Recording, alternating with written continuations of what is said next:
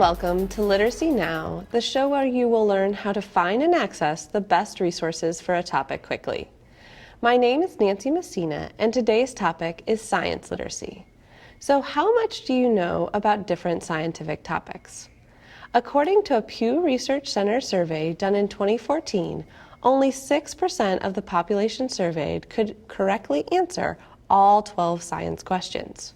Do you know the difference between astrology and astronomy, or which layer of the Earth is the hottest? This survey is still available on their website if you would like to test your own knowledge of science facts. The results also showed that the more education you have, the more likely you are to know scientific facts. Age did not seem to play a large role in whether or not a person could answer their questions correctly.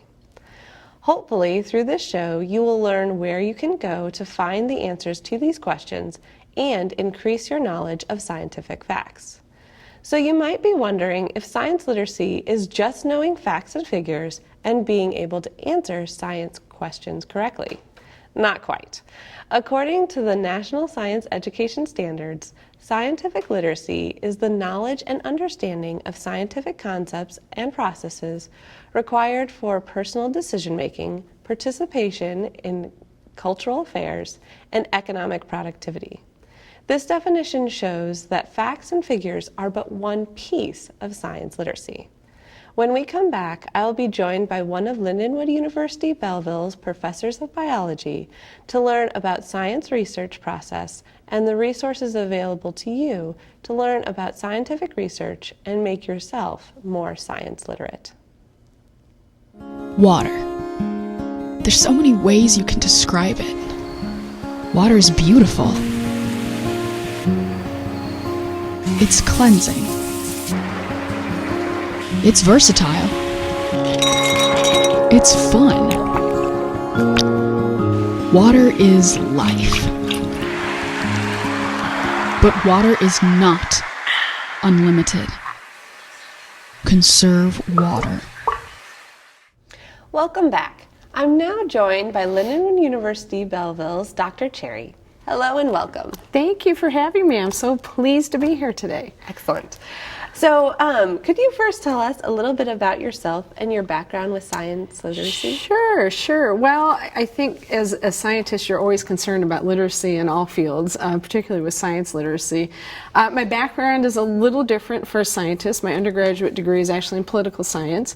I'm still a political junkie to this day, but I decided to, instead of law school, move into the sciences field, and I have a master in biological sciences, and my PhD is in plant biology.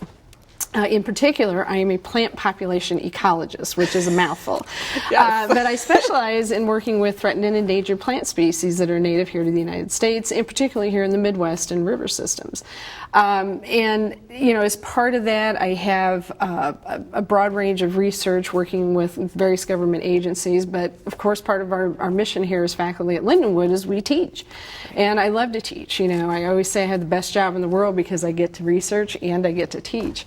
One of my favorite courses to teach is the non-majors biology course. And so and this is true of our faculty, we are constantly talking about science literacy, you know, where to find the best information. And I think it's a topic that most people are going to come into very close contact with because at some point you're going to get sick.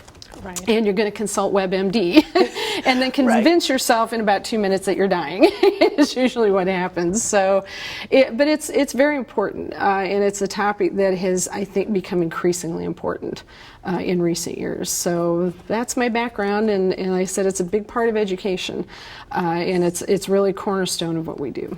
Okay.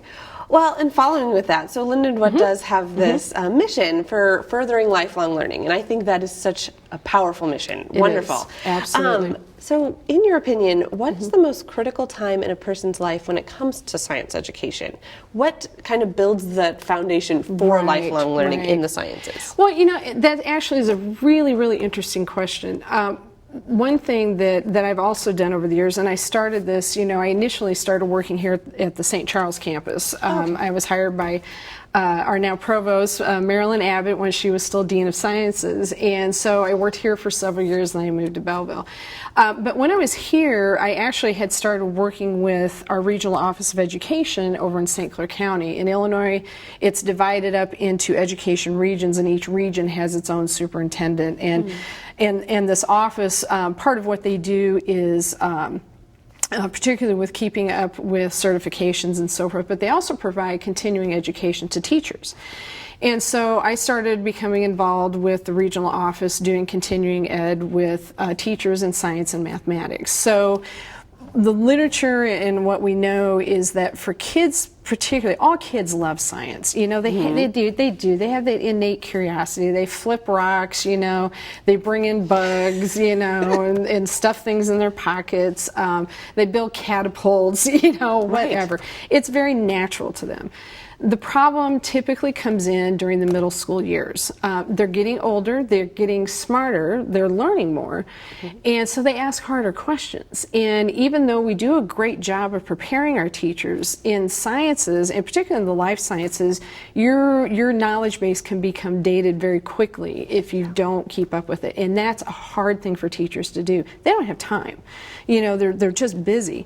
So with these workshops, what we did is we brought teachers in for 2 weeks in the summer, and we updated them. So we would bring in experts from, one year we had scientists from the Fermi lab in Chicago came down and spent a couple days. And we provide them equipment. So as part of the grants we were obtaining, we would send them back then with the equipment they needed, whether it was smart calculators or data loggers or whatever. One year we had laptops. And that's critical, because when your teachers have that expanded knowledge base, they can keep the students engaged, and we don't lose them. We don't like losing those middle school students, because once they're lost, we typically don't get them back. And that's especially critical for women. For young girls, it's especially important to keep them engaged in the sciences and in mathematics also. You want them to go on to be scientists and engineers and that, because they're really underrepresented in those fields. So that would be the critical time period. Got it. And what do you think the skills are needed to be a science lifelong learner? So if you have that foundation in middle school, what do you think are those skills? Curiosity. It really does come down to that. And I think most people really still, they still like to hear about it. Who doesn't like to hear about a new planet, or, hearing about we have a big eclipse coming up this year. Right. Which is a big deal for this area. New, medical discoveries, and with research that, can cure cystic fibrosis and all that. I think even if you just capture a few minutes watching the nightly news, which, for busy working parents, that may be all you get, right. You're still, it piques your interest. And so it is important, and like I said, I think everybody has a natural inclination to that. And in some ways, I think for parents that gets reborn, for people who retire and you actually have more time to get out and about, it comes down to curiosity and just wanting to know more. And there's always more to know in science, that's for sure. No, exactly. Well, and that kind of goes into our next topic, is, so there's so much research out there. I mean, you can find it anywhere. Oh, yes. Yes. So the question I have for you is, how is research first presented, and do you think that first presentation affects how it's going to be accepted by people? Oh, absolutely. I always tell my students it's like the old Girl Scout game where you sit around the fire and they whisper, one person starts and you're all supposed to repeat the same thing, and then by the time it gets back around to the first person, it's something totally different. Well, that tends to happen. So, in science, what we do, for somebody like me who's a researcher, we go out and we may spend years researching a particular project. And then when we're completed, we spend time, we write that up. So the goal is to publish it. Oftentimes, you will present your preliminary results at a conference. Almost everybody goes to at least one conference. We like to go to more during the year. And that's where you meet with your peers and you present the research to them, and they have an opportunity to question you or make suggestions. And then you go through the peer review process, which quite frankly is brutal. And I think everybody says, oh, well, they say coffee's good for you one day and the next day it's not. Well, that's not exactly true. When you publish research, first of all, you have to get by an editor, and then if you get by the editor, it goes out to a panel of your peers for review, and they will go through it word by word, comma by comma, and then give you feedback on that. And then the editor decides whether or not they want to move forward. Oftentimes you have to make revisions to what you've done in terms of what you've written, or maybe in different data analyses. So if you're lucky and if you work really hard, it eventually gets into a journal. And so what a lot of people don't understand is, how does it get from a journal to the Today Show? Right. Okay, there's a lot of gap in between there. So usually what happens is you have people who are assigned to, for want of a better word, the science beat, where they will scan and review and look for articles that are frankly going to be of a public interest. Okay. And so then it has to go from this dense scientific journal article with lots of vernacular to a 1-minute segment on a TV show written by somebody, or spoken by somebody without a science background. So there's a lot of distilling that goes along the way. Just to give you a case in point, I'm a breast cancer survivor, and there was a story that came up a couple weeks ago about breast implants and that they cause cancer. That was the headline. And so, even for me, I kind of went, huh. So I went and pulled the article up. Well, it turns out it's an extremely rare, like minuscule 0.0001%. Right. So, but it's those kind of things. But see, that generates the headline, it generates the public interest, and so there you go. Yeah, we're all looking at that article absolutely. thinking, what happened? Everybody's looking at it, and like for women like yourself who are experiencing pregnancy, there seems like there's always something different out there. First you can eat fish, then you can't eat fish, and it can frankly be quite confusing. And it's because you're not quite getting the whole picture, often when you do finally hear about it. So I always tell people, go the old-fashioned read, and that's where you can get better information. Awesome. No, that's good.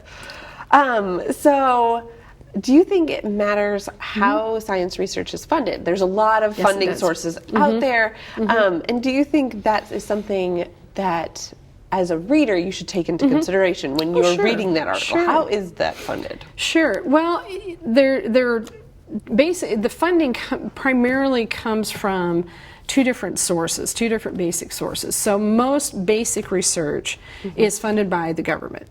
And most applied research, some of that is funded by the government, but most of that is funded by industry. For example, the pharmaceutical industry.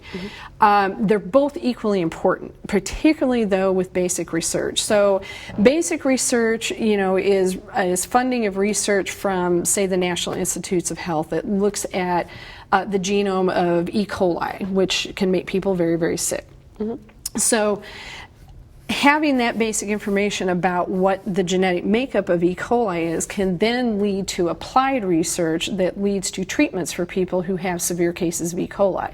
Changes in the genome of that bacteria can produce strains of E. coli that are extremely toxic and are more likely to cause death than just the general run-of-the-mill E. coli, which is everywhere. But we don't understand that without having that basic research done on the genetics to get it to the point where we can do application. And so, basic research that is government funded, at first blush to most people, they're like, seriously, we're funding fruit flies, But it's very important because fruit flies are another organism that's a model organism that leads to breakthroughs in biomedical sciences, leads to breakthroughs in understanding autism and other things like that. So without that basic research, without that foundation, you can't build the rest of the building. You have to have that foundation first. And having that funded by the government that makes sure that it gets done and that it's not just an economic consideration. So the applied science can take care of that later, when the pharmaceutical company wants to take it from there. Okay, awesome. Awesome. Very cool. And it's very competitive, by the way. Well, getting funding, yes, getting funding is extremely competitive, and depending, budgets tend to be affected by who's in office, and so depending on where the priorities lie, some years there's a bigger pie, and some years there's only like 2 bites left. Exactly. So trying to get your research funded could be... it's very tough. But for those universities and the faculty who are successful at it, it's big money. It's big money. And for like a WashU or University of Michigan or Mizzou or U of I, there's a lot of money out there to do that kind of research, but you really have to have an outstanding track record to even have a hope of getting it. Right. So just always fighting for... It is, fighting for scraps. Got it. Okay, well, cool. Sure. So we know how it's been funded. So you talked a little bit about this earlier, but how does that research come to the general public? I mean, we talked about it's coming through some of those beats, but are there other avenues for how the general public is going to see that? Well, it's interesting. Things have changed quite a bit, in my 20-some years in higher ed. And the media, and what the media entails has changed so much. Yes. Social media in itself has made a huge difference. You look at somebody, we have some rock stars. We have the Neil deGrasse Tysons and the Bill Nyes and then the Jane Goodalls and others who are very tech savvy.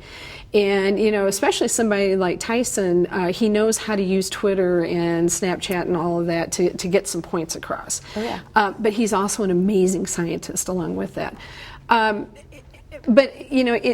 And it's great because I think you get information disseminated to a broader audience, but you run the risk of a lot of disinformation getting out there. And it's very difficult for people that just simply have an interest in it sometimes to sort through what is legitimate, what's not legitimate, and how do you know? And even with students, when we write papers, or when I have them write papers, and so when you look at your sources, sure, you can go to the internet. There's some great data. The government websites, for the NIH, for example, or the Fish and Wildlife Service, have an amazing amount of data. NASA has an amazing amount of data on there. And those are legitimate, of course, sources to do it. What I always tell students, if it's a .org, you really have to be cautious and get down to their mission. Go to that little thing at the bottom that says "About Us." Click on that and find out. Well, who are they? Who is this organization? Where do they get their funding from? Is it being funded by ExxonMobil, and so forth. And that's not necessarily something new. We saw, even back in the 50s when we were first becoming aware of the dangers of cigarette smoking, which, now today, everybody's like, oh yeah, of course, yeah, cigarettes cause cancer. But back then, there was a lot of disinformation put out there deliberately by the tobacco companies to sway public opinion. You had those old classic ads of the doctor in the white coat and he's smoking his, Lucky Strike or whatever. And we laugh at those now, but those had a big influence. And it's the same as having a news story pop up in your Facebook feed. It's the old clickbait thing. So, there's lots of avenues for the information to get out there. And again, I always say, go the old-fashioned route, go to your library, get out there, in St. Louis, we have great institutions. We had the St. Louis Zoo, we had the Missouri Botanical Gardens, we had the Science Center, we had the History Museum. So many great places to go that are free, by the way. I know, St. Louis is so lucky to have that. Absolutely. So, those are great places to go for information. And then, when you want to dig deeper into something, certainly National Geographic, old, reputable sources like that. Scientific American is another great one. Great source. They have a fantastic website. There are also some great apps. For people who have kids, there are wonderful apps out there that keep them engaged. Gaming apps. There's an app called Cat Physics. I love it. Yeah, and it's hilarious. But my 7-year-old loves it, and and he's learning physics from it. So things like that. There's so much more to engage people and to really learn. And there's all kinds of news feeds that you can sign up for. Oh yeah.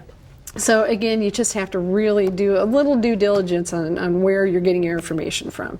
You know, when you're out there surfing the web, you know, use a little bit of caution sometimes when you're looking at certain information. Sure. No, I think that's what I think I'm always telling the students that I work with is do the due diligence. You know, make sure it's all. Wikipedia is not a source.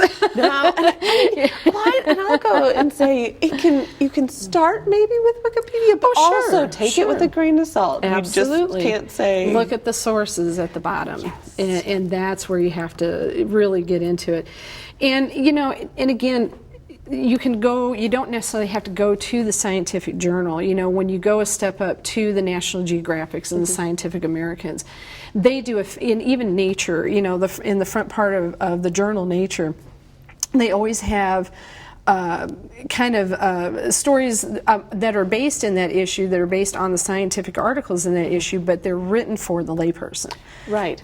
And that makes a big difference. You know, when it's readable, you know, people are much more likely to dig into it and actually take a look at it. Right. So, but just spend some time reading. You know, a couple of sentence headline or something is not going to give you the full story. Okay. So, no, that's good, because I think curiosity does a great job starting, but sometimes those scientific journals can be just very intimidating for myself. Oh, sure they are. So, because I don't have a science background. Well, I do have a science background, and you know, one of the things I use to teach with my students is my cancer diagnosis. I'm a plant biologist.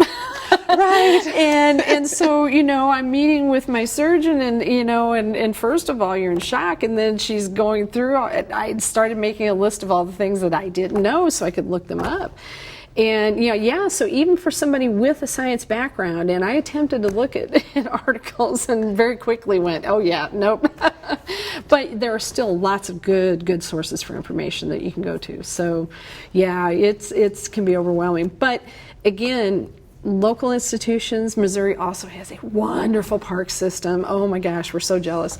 And there's always lots of educational information there. So that's a great place to go to if you're more into the more outdoor stuff. Sure, getting out of your house. Ecology. Yeah, absolutely. No, I take advantage of those. Yes, I love those. Good. It's good for you to get out there. Excellent.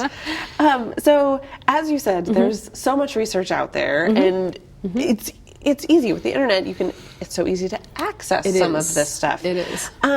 But how do you combat misinformation? I mean, I know you're saying due diligence and that sort of thing, but is there a trick that you use that will help not scientists? Like I tell my students, does it pass the sniff test?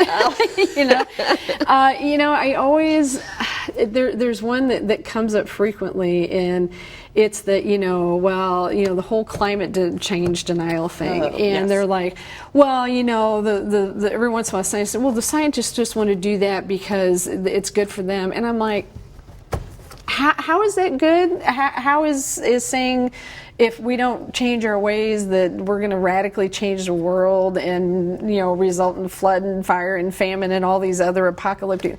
How is that good for science again? And so I always have them kind of take a step back and just use some common sense. Think about it. Think about what was stated, what was said, and then if you're still not sure, then go to Snopes or one of these other great websites that really ferret out if a particular article or something is just garbage or not, or if a particular claim is true or not. There are more of those kind of websites, and I think those are very, very useful for students, particularly for students, but really for anybody to get to and to use. But I think for most Americans, using some common sense and really stopping to think about it for a minute will get them pretty far. Okay, awesome. So very good.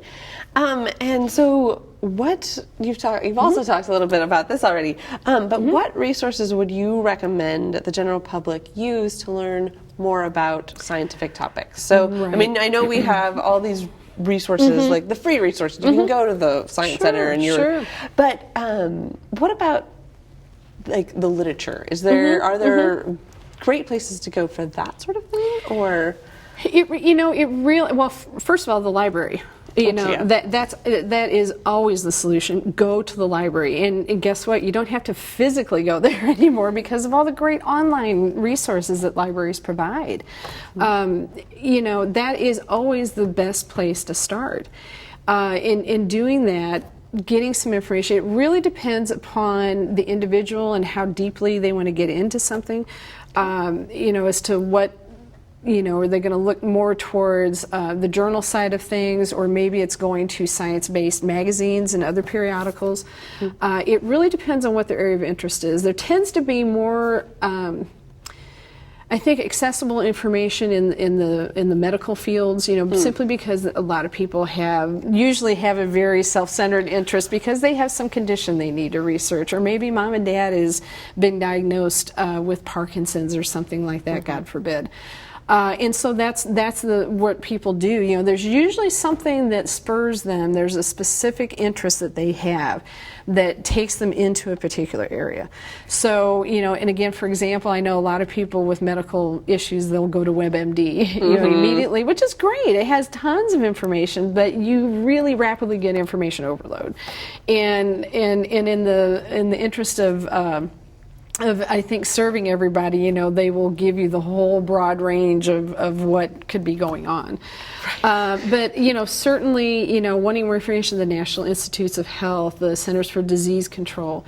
If you're interested in ecology and things like that, the U.S. Fish and Wildlife Service, your Missouri Department of Conservation, Illinois Department of Natural Resources. So those agencies that are part of our government do a terrific job at collecting data and also disseminating data, because that's part of their mission. They have to provide this information for the public in a way that's accessible. NASA does the same thing. They also do a great job on their Twitter feed, and they occasionally will put up those fantastic pictures and new information and so forth. So those are great places to go, and you can really get some very, very good information. So start there, and then you can figure out, how deep do you want to get into it from there. Right. Well, I know I personally like to follow some of the NASA astronauts. Oh, sure. Because what I find so fascinating about them is that it touches on so many different pieces, because going into space, it's not just, we're studying the stars. It's also, you're looking at biology and all of those pieces. Oh, absolutely. So, well, and almost universally, every individual who's had the enormous privilege, I'm so jealous, of going to space, they all universally come back with a profound feeling and affection for our planet, because it changes the perspective. And looking at this beautiful blue marble from the depths of outer space, they see weather systems moving across the continent. They see where lakes have dried up. They see the advance of deserts across the landscape. And it's a scale that, is beyond, us mere mortals here stuck on the surface. And that, you're right, I think it does give them a very different perspective. And I enjoy reading and hearing from them all the time. And I think the same is true for individuals who are what we call National Geographic explorers. Dr. Sylvia Earle is a very well-known oceanographer, and she is a champion for ocean conservation, which has become very critical. The oceans are warming, they're becoming more acidic, they're getting loaded down with plastic. Yeah. As we, have our plastic bottles tucked here under the table, but they're recyclable. And so she, even though, she's getting on in years and she's a grandma, she very, very active. She was the pioneer of submersible technology that was famously used later to find the Titanic. So, again, it all comes full circle. And, following some of the people who are the experts, in whatever field it is you're interested in. If it's marine biology, follow some marine biologists, see what's going on, and you get a firsthand, taste of it from them, because it's almost like you're experiencing it with them. So that's a good way to go about it, for sure. Well, that is excellent. And you're right, there's just so much going on with all these different scientists out there. So maybe find one that you want to follow. Absolutely. And it'd be perfect. So I want to thank you so much, Dr. Cherry, for coming. Thank you for having me. And helping us learn more about science literacy. I'm Nancy Messina, your host for Literacy Now. I hope to see you next time.